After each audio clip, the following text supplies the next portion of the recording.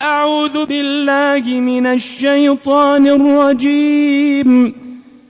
ശപിക്കപ്പെട്ട പിശാചിൽ നിന്ന് അല്ലാഹുവോട് ഞാൻ ശരണം തേടുന്നു. فلما رأوه عارضا مستقبل أوديتهم قالوا هذا عارض ممطرنا بل هو ما استعجلتم به ريح فيها عذاب أليم. അങ്ങനെ ആ ശിക്ഷയെ തങ്ങളുടെ താഴ്വരകൾക്ക് അഭിമുഖമായിക്കൊണ്ട് വെളിപ്പെട്ട ഒരു മേഘമായി അവർ കണ്ടപ്പോൾ അവർ പറഞ്ഞു, ഇതാ നമുക്ക് മഴ നൽകുന്ന ഒരു മേഘം. അല്ല, നിങ്ങൾ എന്തൊന്നിന് ധൃതി കൂട്ടിയോ അതുതന്നെയാണിത്.